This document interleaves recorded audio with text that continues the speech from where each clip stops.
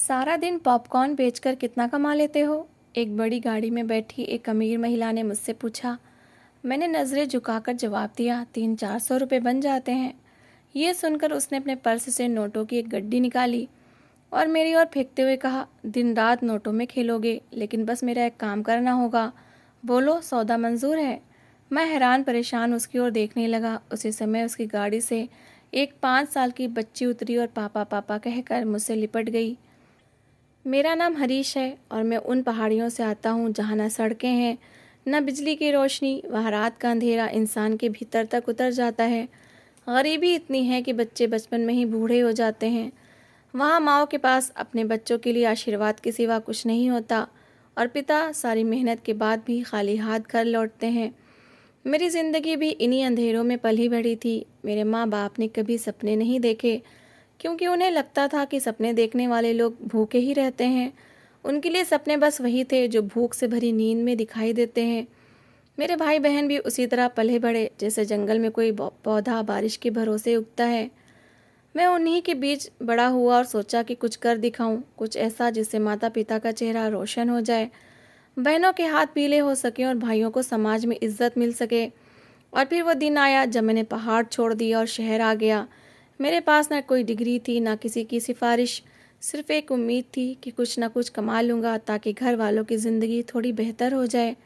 शहर में सबसे पहला काम जो मुझे मिला था वो पॉपकॉर्न था बेचना। शुरू शुरू में मेरा मन नहीं माना, लेकिन माँ के चेहरे की झुर्रियाँ, पिता की खामोश नज़रें, बहनों के पुराने कपड़े और भाइयों के नंगे पैर याद आ गए। तब दिल ने कहा, हरीश, अब पीछे मत हटना, अब हाथों को मेहनत का रंग देना होगा।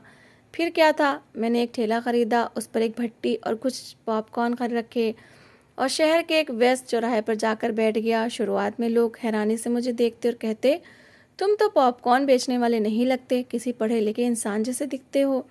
मैं हंसकर कहता, मजबूरी इंसान से सब कुछ करवा देती है। कोई भी खुशी खुशी पॉपकॉर्न नहीं बेचता, हर किसी के पीछे कोई ना कोई कहानी होती है। मेरी भी थी।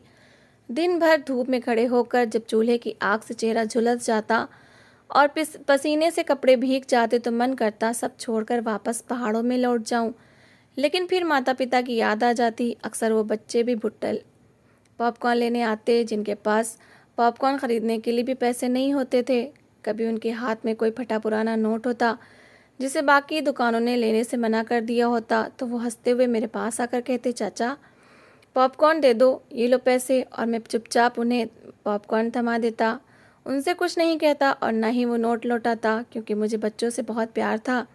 शायद इसलिए कि मेरे अपने भाई बहन भी छोटे थे और मैं हर बच्चे में उन्हें देखता था। जब शाम को ठेला समेटता तो एक दो बच्चे बचे हुए पॉपकॉर्न खुद नहीं खाता, बल्कि किसी बच्चे को दे देता जो सड़क किनारे खड़ा होता या कूड़े में कुछ ढूंढ रहा होता। शहर का नियम बहुत सख्त था, हर चीज़ का किराया देना पड़ता था। हर रोज़ कुछ ना कुछ खर्चा निकल ही आता था। ईंधन के पैसे अलग, पॉपकॉर्न ख़रीदने के लिए अलग।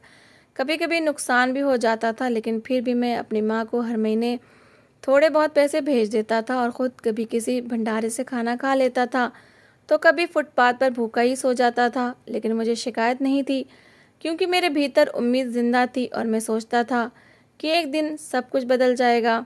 बस ये नहीं बताता कि वो दिन कब आएगा या आएगा भी या नहीं। शायद यही सवाल मेरे साथ हर समय रहता था।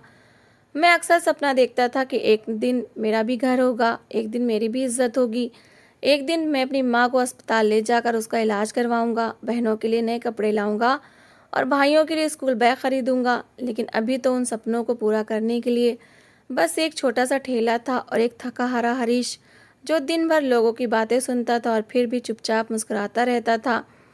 पर कुछ दिनों से एक अजीब बात होने लगी थी। जहाँ मैं ठेला लगाता था वहीं सड़क के पार एक बड़ी सी गाड़ी आकर खड़ी हो जाती थी। उसके शीशे काले थे, अंदर कुछ दिखाई नहीं देता था, लेकिन मेरा दिल कहता था कि उस गाड़ी के अंदर से कोई मुझे लगातार घूर रहा है। मैं जैसे ही ठेला लगाता वो गाड़ी आ जाती और खड़ी हो जाती। शुरू में तो मुझे लगा ये संयोग है, लेकिन जब ये रोज़ होने लगा तो मन बेचैन रहने लगा। बार बार मेरी नज़र उस गाड़ी की ओर जाती और दिल में एक अजीब सा डर बैठ जाता, जैसे कोई बहुत करीब से मुझे देख रहा हो। मैंने कई बार सोचा, कहीं कोई दुश्मन तो नहीं, कोई पुलिस वाला तो नहीं, या कोई जान पहचान वाला तो नहीं। लेकिन इस शहर में मेरा कोई नहीं था जो मुझे पहचानता हो। फिर सोचा शायद कोई मुझसे कुछ कहना चाहता है, लेकिन हर बार गाड़ी आती, खड़ी होती और रात ढलने के बाद चुपचाप बिना कोई इशारा किए, बिना कोई दरवाज़ा खोले वहाँ से चली जाती। पीछे बस सन्नाटा रह जाता और दिल में हज़ार सवाल जिनके जवाब कहीं नहीं थे। एक दिन की बात है, सूरज ने अभी पूरी तरह नहीं डूबा था और पार्क के बाहर मेरे ठेले के पास बच्चों की हंसी की आवाज़ें आ रही थी। तभी मेरी नज़र एक छोटी सी लड़की पर पड़ी, जिसकी उम्र 5 साल से ज़्यादा नहीं होगी। वो गुलाबी फ्रॉक पहने थी, उसके बालों में नीले रंग के रिबन बंधे थे जो हवा में लहरा रहे थे। मुझे लगा वो किसी के साथ पार्क में खेलने आई होगी, क्योंकि शाम के समय माएँ अक्सर बच्चों को लेकर आती थीं। लेकिन वो लड़की पार्क के अंदर जाने के बजाय सड़क के किनारे पत्थरों से खेल रही थी, जैसे उसे अंदाज़ा ही नहीं था कि बाहर कितना खतरा है। मैं अपने पॉपकॉर्न भूनने में लगा हुआ था, लेकिन फिर भी नज़रें बार बार उसी लड़की की ओर जा रही थी। एक पल के लिए मैंने नज़रें हटाई और जैसे ही फिर ऊपर देखा तो दूर से एक गाड़ी बहुत तेज़ी से उसी दिशा में आ रही थी और वो बच्ची सड़क पर झुकी हुई थी, शायद कुछ उठाने के लिए। मेरा दिल जैसे सीने से बाहर निकल आया। मैं सब कुछ छोड़कर हवा की तरह दौड़ा और उस बच्ची को अपनी बाहों में लेकर सड़क से दूर किया। गाड़ी इतनी तेज़ थी कि अगर एक पल की भी देरी हो जाती तो कोई भी अनहोनी हो सकती थी। गाड़ी कुछ दूर जाकर रुकी, फिर दरवाज़ा तेज़ी से खुला और ड्राइवर गुस्से में चिल्लाने लगा, देख कर नहीं चल सकते हो? अगर कुछ हो जाता तो सब मेरी ही गलती कहते। मैं पहले तो चुप रहा, लेकिन जब उसने दोबारा बदतमीज़ी की तो मेरे अंदर का सारा गुस्सा फूट पड़ा। मैंने ऊंची आवाज़ में कहा, गलती तुम्हारी है, तुम्हें नहीं दिखता कि बच्चों का पार्क है और बच्चे सड़क पर हैं? इतनी तेज़ गाड़ी क्यों चला रहे हो, जैसे कोई रेस जीतनी हो? बहस शुरू हो गई और वो भी बदतमीज़ी पर उतर आया और कहने लगा, ज़्यादा बकवास मत करो वरना अभी सीधा कर दूंगा। मेरी सहनशक्ति अब ख़त्म हो चुकी थी। मैंने कहा, देखो इन हाथों को जिससे मैं हर रोज़ पॉपकॉर्न भूनता हूँ, अगर ये किसी के मुंह पर पड़ जाएं तो दिन में तारे नज़र आ जाएं। मेरे चेहरे पर गरीबी की झुर्रियाँ ज़रूर हैं, लेकिन मेरी आंखों में वो आग थी जो किसी के घमंड को राख कर सकती है। तुम जैसे मम्मी पापा के लाडले सिर्फ गाड़ियों में बैठकर ऐश करते हो। तुम्हें क्या पता कि ज़मीन पर कैसी ज़िंदगी जी जाती है। शायद मेरी आंखों की गहराई देखकर वो लड़का डर गया और पीछे हटने लगा। कहने लगा, अच्छा ठीक है, अपनी बेटी को संभाल कर रखो। पर उसे क्या पता था कि वो मेरी बेटी नहीं थी। लेकिन जब मैंने उस बच्ची को अपनी बाहों में उठाया तो ऐसे लगा जैसे वो मेरी अपनी बेटी हो। हमारे इलाकों में शादियाँ जल्दी हो जाती हैं। अगर मेरी शादी हो गई होती तो शायद मेरी बेटी भी इतनी ही बड़ी होती। इस ख्याल ने मेरे दिल में एक अजीब सा दर्द भर दिया, जैसे दिल की किसी बंद गली में यादों की भीड़ उमड़ आई हो। मैंने उस बच्चे को प्यार से समझाया, बेटा सड़क पर खेलना ठीक नहीं होता, पार्क के अंदर खेलो, झूले पर जाओ, वहाँ सुरक्षित जगह है। तुम किसके साथ आई हो? लेकिन वो कुछ नहीं बोली, बस मुझे देखती रही और अचानक मुड़ी और पार्क की ओर भाग गई। मैंने उसे जाते देखा। उसके नन्हे नन्हे कदम हरी घास पर ऐसे पड़ रहे थे जैसे कोई तितली फूलों के बीच उड़ रही हो। मेरा दिल थोड़ा हल्का हुआ, लेकिन पूरी घटना ने मेरे भीतर एक अजीब सी उदासी भर दी थी। मैंने सोचा, ये शहर भी कितना अजीब है, जहाँ बच्चे सड़कों पर खेलते हैं और गाड़ियाँ इंसानों को रौंदने के लिए तैयार रहती हैं। मैंने अपने दिल को संभाला और दोबारा अपने काम में लग गया। मैंने पॉपकॉर्न पलटने शुरू कर दिए और अपनी सोचों को रोटी कमाने के संघर्ष में छुपा दिया, क्योंकि मैं जानता था कि मेरी ज़िंदगी में रुकने का मतलब है हार जाना, और अब मैं हारने नहीं जीतने आया था। फिर एक दिन जैसे मेरी किस्मत ने खुद मेरे सामने एक नया दरवाज़ा खोल दिया। वही काली बड़ी गाड़ी जो रोज़ मेरे ठेले के सामने आकर रुकती थी और जिसके अंदर झांकने की कभी हिम्मत नहीं हुई थी, उस दिन बिल्कुल पास आकर रुकी और इस बार शीशा नीचे हुआ। मैंने देखा कि अंदर एक औरत बैठी थी जो किसी बड़े अफसर की पत्नी या कोई मशहूर सेलिब्रिटी जैसी लग रही थी। उम्र कोई 40 के आसपास ही रही होगी। चेहरे पर गहरा मेकअप था और माथे की हल्की झुर्रियों के बाद भी उसमें एक अलग ही आकर्षक था। उसके काले शीशे के पीछे से मुझे देखा और कहा, 10 पॉपकॉर्न पैक कर दो और गरम गरम चाहिए। मैंने सिर हिलाया और अपने आप काम में लग गया। मैंने जाहिर नहीं होने दिया कि मैं जानता हूँ कि ये वही गाड़ी है जो रोज़ मुझे देखने आती है, और ना ही ये जताया कि मैं किसी उलझन में हूँ। लेकिन अंदर से सोच में ज़रूर था कि औरत यहाँ क्यों आई है। मैं पॉपकॉर्न तैयार कर रहा था और इधर उधर की बातें करता रहा। तभी उसने अचानक पूछा, पूरे दिन में कितना कमा लेते हो पॉपकॉर्न बेचकर? मैंने जवाब दिया, कभी 300, कभी 400, महीने में कोई 10-12 हज़ार हो जाते हैं। उसने हैरानी से पूछा, फिर इतने में गुजारा हो जाता है? मैंने कहा, गुजारा क्या होता है, जितना बचता है गांव भेज देता हूँ, यहाँ जैसे तैसे काम चल जाता है। फिर उसने पूछा, शादी हुई है? मैंने कहा, नहीं, अभी तक नहीं। उसने मेरा नाम पूछा। मैंने नाम बताया और साथ ही सामान पैक करने लगा। जब पॉपकॉर्न थैली में डालकर उसकी ओर बढ़ाए तो उसने पैसे देने के बजाय अपने बैग से नोटों की मोटी गड्डी निकाली और मेरी तरफ फेंक दी, जो मैंने हैरानी में हवा में ही पकड़ ली। मैं चौंक गया कि 10 पॉपकॉर्न के पैकेट के बदले कोई इतने रुपए कैसे दे सकता है। मैं कुछ कहने ही वाला था कि उसने खुद कहा, ये पॉपकॉर्न के पैसे नहीं हैं। मैं तुम्हें एक ऑफ़र देना चाहती हूँ, अगर तुमने मेरी बात मान ली तो दिन रात पैसों में खेलोगे। बस तुम्हें ये ठेला छोड़कर मेरे साथ चलना होगा। ये सुनकर मेरा दिल धक से रह गया। कोई ऐसे इतनी बड़ी ऑफ़र क्यों देगा? मैंने पूछा, काम क्या करना होगा? उसने कहा, काम बाद में बताया जाएगा, अभी बस इतना सोच लो, क्या तुम मेरे साथ चलने के लिए तैयार हो या नहीं? ऐसे मौके जीवन में बार बार नहीं आते, हर किसी के भाग में ऐसे मौके नहीं होते। मैंने एक पल सोचा, फिर उस नोटों की गड्डी की ओर देखा जो मेरे हाथ में थी। इतने नोट तो मैंने अपनी ज़िंदगी में कभी देखे भी नहीं थे, और अगर ये बस एडवांस है तो बाद में क्या होगा? मेरा दिमाग चकरा गया, लेकिन फिर दिल से एक आवाज़ आई, हरीश, शायद यही वो मौका है जिसका मुझे इंतज़ार था। शायद यही तेरी किस्मत का दरवाज़ा है जिसे खोलने के लिए तुझे पुराने रास्ते छोड़ने होंगे। और मैंने हाँ कर दी। उसने मुस्कुराते हुए कहा, बैठो गाड़ी में, पीछे वाली सीट खाली है। मैं तुम्हें उस जगह ले जा रही हूँ जहाँ तुम्हारी किस्मत बदल जाएगी। मैंने अपने ठेले पर आखिरी नज़र डाली और दिल में माँ, पिताजी, बहन भाइयों को सोचकर ईश्वर का नाम लेकर गाड़ी में बैठ गया। जैसे ही गाड़ी चली मैं सपनों में खो गया। सोचता रहा कि शायद अब समय आ गया है जब माँ के चेहरे की झुर्रियाँ मिट जाएंगी, बहनें नए कपड़े पहन सकेंगी और भाई स्कूल जाएंगे। तब मुझे कोई नीची नज़र से नहीं देखेगा। गाड़ी शहर के एक पॉश इलाके में एक बड़े से बंगले के सामने आकर रुकी। जैसे ही गाड़ी रुकी, गेट पर खड़े नौकर दौड़कर दरवाज़ा खोलने लगे। मैं जब गाड़ी से उतरा तो हैरानी की कोई सीमा नहीं रही।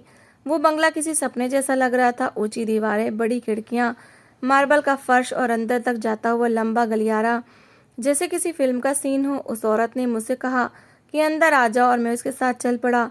दिल में एक अनजाना डर भी था, लेकिन उम्मीदों ने उस डर को ढक रखा था। मैं सोच रहा था कि अब जो भी होगा वो पहले जैसा नहीं होगा। शायद मेरी नई जिंदगी की शुरुआत यहीं से होने जा रही है। हम लोग अभी बंगले के लॉन में ही खड़े थे कि अचानक एक छोटी बच्ची अंदर से भागती हुई आई। मैंने सोचा ये औरत उसकी माँ है और बच्ची उसके गले लगेगी, लेकिन वो बच्ची सीधा मेरे पास आकर मेरे पैरों में रुक गई और अचानक मेरे पैरों में लिपट गई, जैसे बरसों बाद किसी अपने से मिली हो। जब मैंने उसके चेहरे की ओर देखा तो मेरे होश उड़ गए, क्योंकि वो वही बच्ची थी जिसे कुछ दिन पहले मैंने सड़क पर एक तेज़ रफ्तार गाड़ी के नीचे आने से बचाया था। उस दिन की सारी घटना मेरे मस्तिष्क में किसी तेज़ फिल्म की तरह चलने लगी और मुझे समझ ही नहीं आ रहा था कि ये सब क्या हो रहा है। वो बच्ची ज़ोर से मेरे पैरों में लिपटी, बड़े प्यार से कहने लगी, मेरे हीरो पापा आ गए, मेरे हीरो पापा आ गए। मम्मा, यही वो हीरो पापा हैं जिन्होंने मुझे उस दिन बचाया था। उसके शब्द सुनकर मैं एक पल के लिए बिल्कुल स्तब्ध रह गया, क्योंकि मेरे लिए सब बहुत अजीब था कि वो मुझे पापा कह रही थी, जबकि ना मैं उसका पिता था, ना उस औरत को जानता था, ना ही मुझे याद था कि मैंने कभी उस औरत को देखा हो। लेकिन पता नहीं क्यों मैंने उस बच्ची को खुद से अलग नहीं किया, ना ही उसे ये कहा कि मैं उसका पिता नहीं हूँ। मैंने बस उसका नन्हा हाथ थाम लिया और बड़े प्यार से उसे अंदर ले गया। उसके हाथ में ड्रिप लगी हुई थी, उसकी कलाई पर सफ़ेद पट्टी बंधी थी और उसमें से नली गुजर रही थी। मैं बहुत सावधानी से उसका हाथ थामे रहा। वो मुझे ऐसे अंदर ले जा रही थी जैसे बरसों से मेरा ही इंतज़ार कर रही हो। मैं उसके साथ उस विशाल और शानदार बंगले के अंदर गया, जहाँ हर चीज़ किसी महल जैसी लग रही थी। हर तरफ सफाई, चमक धमक और साज सज्जा थी, जैसे हर सपना उस घर में आकर आकार ले चुका हो। वो बच्ची मुझे सोफे पर ले जाकर बैठाने लगी और ख़ुद भी मेरे पास बैठ गई। वो औरत भी अंदर आई और नौकरानी को आवाज़ दी कि खाने पीने का इंतज़ाम करो और कहा, खाने का समय हो गया है, अब मेहमान के लिए खाना लगाओ। मैंने झट से कहा, नहीं, मैं खाना नहीं खाऊंगा, मैं बस ये समझने आया हूँ कि हो क्या रहा है।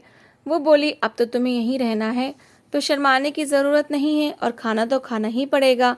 नौकरानी ने जैसे ही टेबल सजाया तो उसमें वो सब कुछ था जो शायद मैंने अपनी पूरी ज़िंदगी में न कभी देखा था, न कभी खाया था। तरह तरह के व्यंजनों की खुशबू से कमरा महक उठा और उस बच्ची के लिए अलग बर्तन भी मेज़ पर सजाए गए थे। खाने के बाद मेरे लिए चाय भी बनाई गई और वो बच्ची मेरे गोद में सिर रखकर लेट गई, जैसे बरसों से मेरा ही इंतज़ार कर रही हो और जैसे उसे विश्वास हो कि अब मैं उसे छोड़कर कहीं नहीं जाऊंगा। मैं भीतर से हैरान भी था और परेशान भी, लेकिन जो सुकून उस पल में था वो शब्दों में नहीं बताया जा सकता। तभी वो औरत मेरे पास आई और नरमी से बोली, अब मैं तुम्हें असली बात बताने जा रही हूँ, ध्यान से सुनो और मुझे गलत मत समझना, क्योंकि जो कुछ मैं कहने वाली हूँ वो साधारण बात नहीं है। ये न सिर्फ तुम्हारी ज़िंदगी बदल सकती है, बल्कि शायद मेरी भी। मैं खामोश हो गया और उसके चेहरे की ओर देखने लगा, क्योंकि मुझे लग रहा था कि अब वो राज खुलने वाला है जो मुझे इस घर तक लेकर आया था। और अब उस कहानी की शुरुआत होने वाली थी, जिसकी शुरुआत एक पॉपकॉर्न के ठेले से हुई थी। उस औरत ने धीरे धीरे अपनी बात शुरू की और बताया कि उसका नाम कल्पना है। उसके स्वर में एक अजीब सा दुख था, जैसे हर शब्द के साथ कोई घाव फिर से हरा हो रहा हो। उसने कहा कि उसके पति बहुत अच्छे इंसान थे और अपनी बेटी खुशी से उन्हें बहुत प्यार था। वही खुशी जो इस समय मेरी गोद में सिर रखे लेटी थी और मेरे हाथ को थामे हुई थी। कल्पना कहने लगी कि बेटियों का झुकाव वैसे भी अपने पिता की ओर ज़्यादा होता है, और खुशी तो अपने पिता से बहुत ज़्यादा जुड़ी हुई थी। लेकिन समय ने उसके साथ बहुत बड़ा अन्याय किया और एक दिन अचानक एक दुर्घटना में उसके पति हमेशा के लिए इस दुनिया से चले गए। वो बोलते बोलते रुक गई, जैसे अपने आंसुओं को रोक रही हो। फिर उसने कहा कि उस घटना को 1 साल हो चुका है, लेकिन खुशी आज तक उस सदमे से उबर नहीं सकी। उसकी हालत इतनी ख़राब हो चुकी है कि डॉक्टर ने कह दिया है कि उसके शरीर में खून नहीं बन रहा। ये कहते हुए वो फिर से चुप हो गई, जैसे उसको खुद को भी इस बात पर विश्वास नहीं हो रहा हो। फिर वो कहने लगी कि किसी ने उसे सलाह दी कि वो दूसरी शादी कर ले, ताकि खुशी को फिर से एक पिता की छाया मिल सके और वो अपने अकेलेपन से बाहर आ सके। 2 महीने पहले उसके रिश्तेदारों ने एक आदमी का रिश्ता सुझाया। बात भी हुई, लेकिन कल्पना ने महसूस किया कि वो आदमी शुरू से ही खुशी को नापसंद करता है। उसका ध्यान सिर्फ इस बात पर था कि इस घर में पैसों की कोई कमी नहीं है। वो हनीमून पर कहाँ कहाँ जाएगा, दुनिया की सैर कैसे करेगा। लेकिन जिस कारण कल्पना शादी करना चाहती थी, यानी खुशी को पिता का सहारा मिल सके, वो बात उस आदमी के लिए कोई मायने नहीं रखती थी। बल्कि उसने तो यहाँ तक कह दिया कि बच्ची को कहीं और रखना पड़ेगा, क्योंकि वो उसके सपनों में बाधा बन जाएगी। कल्पना ने कहा कि वो अपनी बेटी को किसी भी कीमत पर छोड़ नहीं सकती, इसलिए उसने वो रिश्ता ठुकरा दिया। फिर बताया, जब खुशी अपनी आया के साथ पार्क में खेलती थी तो वो गाड़ी में बैठकर उसे देखा करती थी। उन्हीं दिनों उसने मुझे देखा कि मैं बच्चों से कितना प्यार करता हूँ। मुझे इस बात की कोई परवाह नहीं थी कि उनके पास पैसे हैं या नहीं। मैं उन्हें पॉपकॉर्न दे दिया करता था, और जिस दिन मैंने खुशी को बचाया और उस बदतमीज़ आदमी से उसके लिए भिड़ गया और फिर उसे पार्क के अंदर वापस भेजा, तो उसी दिन उसने फैसला कर लिया कि मैं एक अच्छा इंसान हूँ। और फिर खुशी ने भी उसी दिन से कहना शुरू कर दिया, आप हीरो अंकल को मेरा पापा क्यों नहीं बना देती? वो तो बिल्कुल हीरो की तरह हैं, जिन्होंने मेरी जान बचाई है। वो मुझे बार बार हीरो पापा कहने लगी और कल्पना को मजबूर कर दिया कि वो मुझसे आकर बात करे। और आज जब मैं उसकी गाड़ी में बैठा और यहाँ आया, तो उसने सोचा कि अब सारी बात साफ साफ बता दे। उसने कहा, मैं तुमसे ये नहीं कहती कि तुम मुझसे शादी कर लो, लेकिन अगर तुम इस घर में आकर खुशी के अकेलेपन को दूर करके उसके पिता की कमी पूरी कर सको, तो बदले में जो तुम को चाहोगे मैं दूंगी। तुम्हारी ज़िंदगी बदल दूंगी। हमारी उम्र में लगभग 14-15 साल का अंतर है, और मैं ये भी जानती हूँ कि सिर्फ अपनी बेटी की जिद के पीछे तुम्हारी ज़िंदगी बर्बाद नहीं कर सकती। लेकिन अब मेरी बेटी ने तुम्हें चुन लिया है और वो तुम्हारे साथ ही रहना चाहती है। ये सब सुनकर सबसे पहले मैंने दिल से कहा कि मुझे बहुत दुख है। उनके पति अब इस दुनिया में नहीं है, और मैंने अपनी पूरी संवेदना प्रकट की। फिर मैंने कहा, आपकी बेटी सच में बहुत प्यारी है। अगर उसकी ज़िंदगी खुशी और सेहत का सवाल है, और अगर वो मुझे अपना पिता मान चुकी है, तो मुझे कोई आपत्ति नहीं। मैं इस घर में उसके लिए रहने को तैयार हूँ, लेकिन मैं एक पहाड़ी हूँ और मैं ऐसे ही इस घर में बिना किसी रिश्ते के नहीं रह सकता। अगर मुझे यहाँ रहना है तो आपको मेरी पत्नी बनना होगा, और मैं विधिवत शादी करूँगा। उसके बाद हमारे बीच कोई संबंध रहे या ना रहे वो अलग बात है, लेकिन रिश्ता केवल नाम का नहीं बल्कि सम्मान का होना चाहिए। ये सुनकर कल्पना की आंखों में एक अलग ही चमक आ गई और वो कहने लगी, तुम सच में बहुत अच्छे इंसान हो और मुझे तुम पर पूरा विश्वास है कि तुम मेरी बेटी का ख्याल रखोगे। और अगर तुम्हारी यही शर्त है, तो फिर इसी सप्ताह हमारी शादी होगी। और यूँ उस शाम एक नई कहानी की शुरुआत हुई, एक ऐसी कहानी जिसमें मैं न केवल खुशी का हीरो पापा बनने जा रहा था, बल्कि एक ऐसी औरत का जीवन साथी भी जिसे सच्चाई ने फैसला लेने पर मजबूर किया। मैंने कल्पना के किसी व्यापारिक मामले में कभी दखल नहीं दिया, न ही उसकी धन दौलत में रुचि ली और न ही उसके फैसलों में अपनी राय दी। मैं बस अपने वादे पर कायम रहा। मैंने खुशी को अपना माना और उसकी हर ज़रूरत में उसके साथ खड़ा रहा। मैं इस घर में एक ऐसा साया बनकर रहने लगा जो उस बच्ची के सिर पर छत बन जाए। सुबह उठकर मैं उसे तैयार करता, उसके नखरे सहता, और जब वो बीमार होती या डॉक्टर के पास जाना होता तो मैं ही उसके साथ जाता। डॉक्टर भी अब मुझे उसका पिता कहने लगा था। वो बच्ची मुझसे इतनी घुल मिल गई थी कि अपने स्कूल का काम भी मेरे साथ बैठकर करती थी। एक दिन वो मुझे पार्क में अपने दोस्तों से मिलाने ले गई और बोली, ये देखो, ये मेरे पापा हैं, मेरे हीरो पापा। उसकी एक सहेली ने मासूमियत से कहा, तुम्हारे पापा तो बहुत अच्छे लगते हैं, सच में हीरो जैसे हैं। उस दिन मैंने पहली बार महसूस किया कि शायद मैं सच में उसके लिए हीरो बन गया हूँ। अब वो बच्ची मेरी दी हुई दवाई बिना मना किए पी लेती है, जो पहले कभी नहीं करती थी। जब खाने का समय होता तो मेरे साथ ही बैठती और मेरे पास बैठकर खाना खाती। कल्पना भी अब बहुत खुश रहने लगी थी। वो अक्सर मुस्कुराकर कहती, तुम दोनों बिल्कुल एक जैसे हो और शायद भगवान ने तुम्हें खुशी के लिए ही भेजा है। एक दिन मैंने कहा कि मुझे कुछ दिन के लिए गांव जाना है, तो खुशी ने शोर मचा दिया और बोली, नहीं, आप मुझे छोड़कर कहीं नहीं जाएंगे। मैंने उससे कहा, तो चलो, तुम्हें भी साथ ले चलते हैं। डॉक्टर ने भी कहा था कि अब वो पहले से ठीक है और यात्रा कर सकती है। हम तीनों ने मिलकर गांव जाने का फैसला किया। जब हम गांव पहुंचे तो लोग मुझे देखकर हैरान रह गए। सबको मेरी हालत पहले से ही कहीं अच्छी लगी। मेरे कपड़े साफ सुथरे थे, चेहरे पर सुकून था, जेब में पैसे थे और अंदाज में आत्मविश्वास था। सब ने पूछा, ये महिला कौन है? तो मैंने कहा, ये मेरी पत्नी है और ये मेरी बेटी है। मेरी माँ, जो मुझसे हमेशा सवाल किया करती थी, हैरानी से मुझे देखने लगी और बोली, ये सब कैसे हो गया? मैंने कहा, माँ, मैंने तो 7-8 साल पहले ही शादी कर ली थी और ये मेरी ही बेटी है। माँ बहुत खुश हो गई। उन्होंने भी कल्पना और खुशी को गले से लगा लिया। कल्पना मुझसे अलग होकर बोली, तुमने झूठ क्यों बोला? मैंने कहा, इसलिए ताकि तुम्हारे और मेरे परिवार की इज्जत बनी रहे, क्योंकि गांव के लोग बहुत सवाल करते हैं और मैं नहीं चाहता कि कोई तुम्हारे बारे में कुछ गलत कहे। कल्पना ने मेरी बात का बुरा नहीं माना, बल्कि मेरी समझदारी पर और भी खुश हो गई। अब वो मेरी आदतों को पसंद करने लगी थी। उसे मेरी सादगी, मेरी खामोशी और मेरा खुशी से प्यार बहुत अच्छा लगने लगा था और यूं हमारा रिश्ता, जो सिर्फ एक समझौते पर खड़ा था, अब धीरे धीरे प्यार में बदलने लगा। हम पति पत्नी थे, लेकिन हमारा रिश्ता दो अच्छे दोस्तों जैसा था। हम एक दूसरे से हर बात करते, एक दूसरे की हंसी में शामिल होते।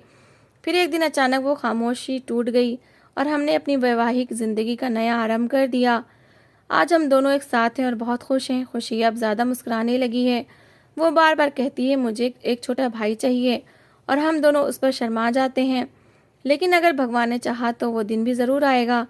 डॉक्टरों का भी यही कहना है कि अगर खुशी को एक छोटा भाई मिल जाए तो उसकी बीमारी में और सुधार हो सकता है और शायद वो पूरी तरह से ठीक हो जाए, क्योंकि उसकी सबसे बड़ी समस्या ये है कि उसके शरीर में खून नहीं बनता था, इसलिए हर 2 सप्ताह में उसे कृत्रिम खून चढ़ाना पड़ता था। लेकिन अब उसकी हालत पहले से अच्छी है, वो दिन प्रतिदिन ठीक हो रही है और अगर भगवान ने चाहा तो वो न केवल पूरी तरह से स्वस्थ हो जाएगी, बल्कि हमारे इस फैसले से उसका बचपन भी लौट आएगा और हमारा घर एक पूर्ण परिवार बन जाएगा। बस यही थी मेरी ज़िंदगी की कहानी, जिसमें एक सच्ची औरत और एक प्यारी सी बच्ची ने आकर सब कुछ बदल दिया। मेरी ज़िंदगी, जो सिर्फ कभी एक ठेले तक सीमित थी, जो कभी सड़क किनारे कुछ सिक्कों के इंतज़ार में गुजरती थी, आज एक संपूर्ण और भरपूर ज़िंदगी बन चुकी है। जब मैं पीछे मुड़कर देखता हूँ तो वो दिन बहुत दूर नज़र आते हैं, जब मैं बच्चों के पार्क के बाहर पॉपकॉर्न बेचता था, जब पैसे ना होने के कारण मुझे दान में मिलने वाला खाना खाना पड़ता था, और जब मेरे सपने सिर्फ माँ, बहन, भाइयों के चेहरे पर मुस्कान लाने तक सीमित थे। लेकिन आज भगवान ने मुझे इतना कुछ दे दिया है कि मैं उन सबकी ज़िंदगी में आसानी ला सकूं। मैंने कभी अपने माँ बाप को शहर लाने की ज़िद नहीं की, क्योंकि वो गांव की मिट्टी में ही रचे बसे बसे हैं। उन्होंने वहाँ की ज़िंदगी को अपना लिया है और वहीं खुशी है। मैंने उनकी मर्ज़ी का सम्मान किया, लेकिन उनकी ज़िंदगी को बेहतर बनाने में कोई कसर नहीं छोड़ी। मैंने बहन भाइयों का अच्छे स्कूल में एडमिशन करवाया, उनकी पढ़ाई और ज़रूरतों के लिए हर महीने एक बड़ी पूंजी भेजता हूँ। मेरे माँ बाप अब दूसरों के घरों में काम नहीं करते, अब वो सिर्फ आराम करते हैं, और मेरे पिता अब गांव में सबकी नज़रों में सम्मान का प्रतीक हैं, क्योंकि उनका बेटा शहर में न सिर्फ सफल है बल्कि एक अच्छे घर का दामाद भी है। कल्पना अक्सर कहती है कि तुम कम पैसे गांव भेजते हो, तुम्हें और ज़्यादा भेजने चाहिए ताकि तुम्हारे बहन भाइयों को किसी चीज़ की कमी ना हो। लेकिन मैं मुस्कुराकर कहता हूँ, जो भी भेजता हूँ वो काफ़ी है। मेरा असली काम ये है कि खुशी और कल्पना को खुश रखूँ, क्योंकि यही मेरा असली घर है, यही मेरी असली दुनिया है।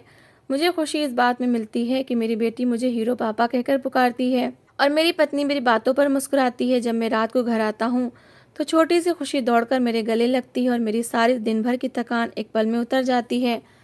मैं और कल्पना अक्सर रात को बैठकर चाय पीते हैं और पुराने दिनों को याद करके हैरान होते हैं कि कैसे एक संयोग ने हमारी ज़िंदगी बदल दी। कल्पना कहती है, वो दिन मेरे लिए एक चमत्कार था जब मैंने तुम्हें पार्क में अकेले लड़ते हुए देखा था और मैं भी यही मानता हूँ कि वो दिन मेरे भाग्य को बदलने वाला दिन था, क्योंकि अगर उस दिन मैंने पॉपकॉर्न का ठेला ना लगाया होता, अगर मैं खुशी को बचाने ना गया होता, अगर मैंने कल्पना की आंखों में अपने लिए सम्मान ना देखा होता, तो शायद मैं आज भी उसी सड़क के किनारे अपनी किस्मत को कोस रहा होता। आज मेरे पास सब कुछ है, मेरे पास एक परिवार है, एक छत है, एक इज्जत है, एक पत्नी है जो न केवल सुंदर है बल्कि वफादार भी है, एक बेटी है जो मुझे अपना हीरो मानती है, एक माँ है जो अब प्रार्थनाओं में मेरे लिए सुख मांगती हैं, एक पिता है जो मेरी सफलता पर गर्व करता है, भाई बहन हैं जो मुझे अपना आदर्श मानते हैं, और सबसे बढ़कर एक परमात्मा है जिसने मुझे इस मुकाम तक पहुंचाया, जिसने मुझे इस लायक बनाया कि मैं दूसरों की ज़िंदगियों को बेहतर बना सकूं और इस समाज में सिर उठाकर जी सकूं। प्रेम, सम्मान, शांति और खुशी, यही तो सब कुछ चाहिए होता है। अब मैं एक बेटे का पिता बन गया हूं और खुशी का एक छोटा भाई भी आ चुका है। तो दोस्तों, इस कहानी को लेकर आपकी क्या राय है, कमेंट बॉक्स में ज़रूर बताएं। और अगर आपको हमारी आज की कहानी अच्छी लगी हो तो प्लीज़ इसे लाइक ज़रूर करें। अगर आपने अभी तक हमारे चैनल को सब्सक्राइब नहीं किया तो ज़रूर कर लीजिए। तो मिलते हैं ऐसी एक और मोटिवेशनल कहानी के साथ। Thanks for watching.